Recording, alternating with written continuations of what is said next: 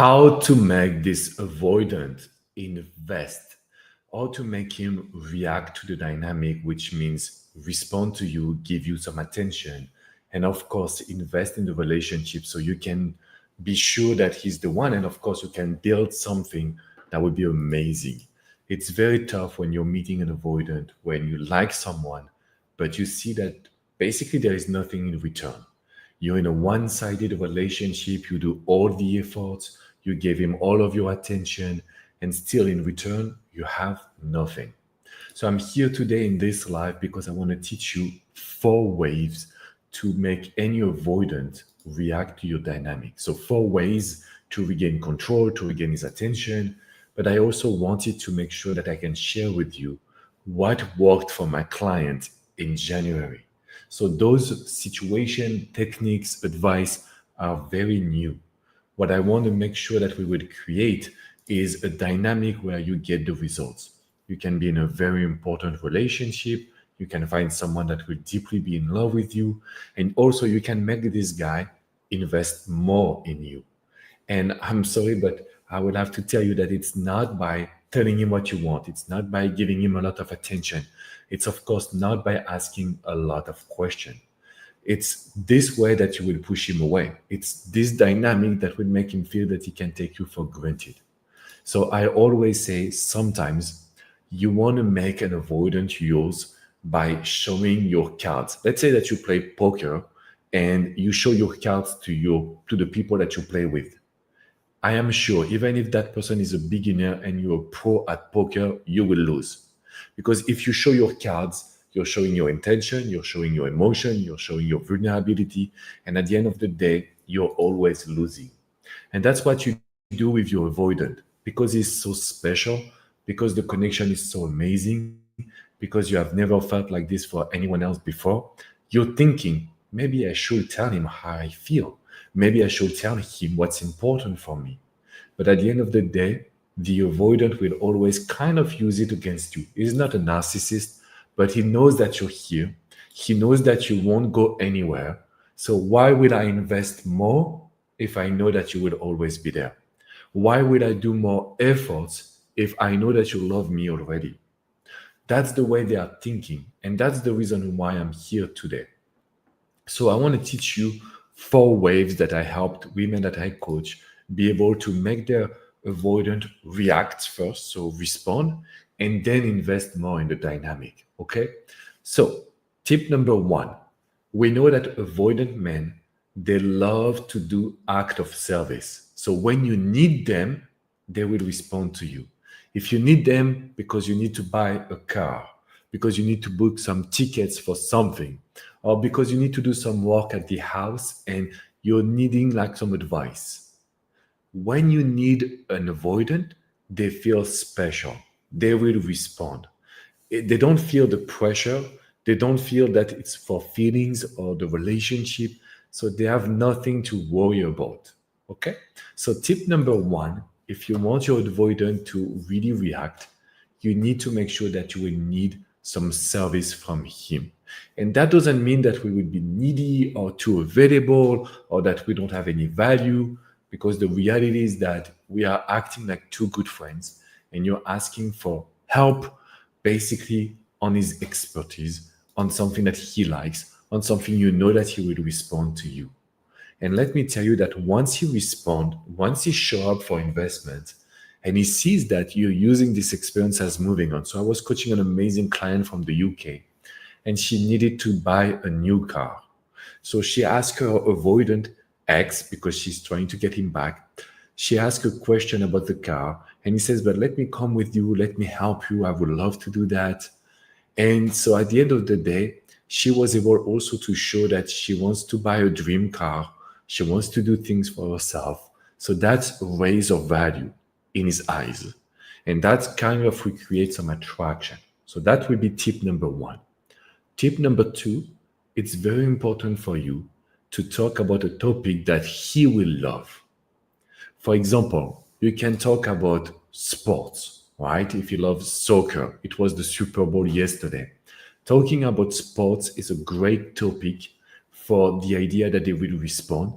They will feel a connection And once again, it has nothing to do with relationship and feelings, which are the two topics that will put a lot of pressure on an avoidant shoulders.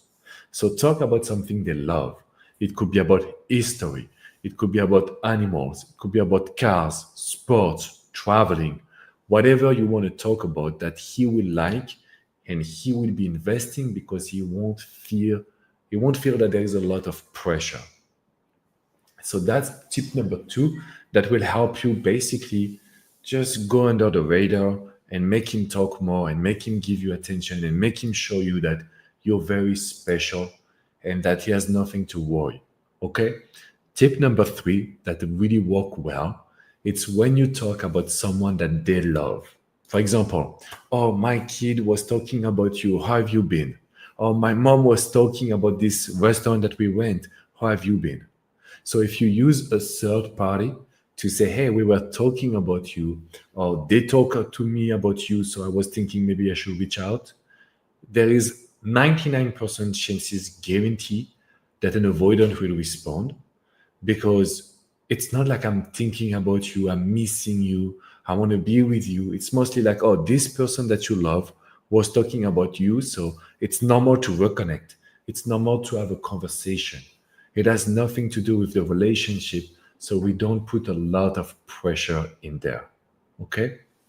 And so, tip number four, we need to avoid the conflict, even if they are like completely wrong.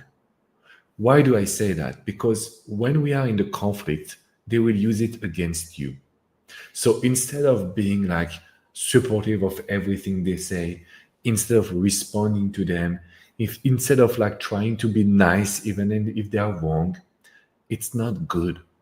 So I have seen my clients becoming distant, either setting boundaries and saying, no, you're wrong. I don't even want to talk about that. Because when you're with an avoidant and you let the conflict be more in the situation or in the relationship, that's when they start to blame you for nothing. That's when they start to feel that they are so much in control that you won't say anything.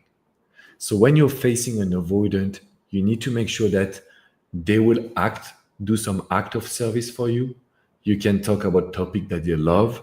You can use a third party to make sure that basically someone was talking to you about them. And of course, you need to avoid the conflict. There is two ways to avoid the conflict: distance or setting boundaries.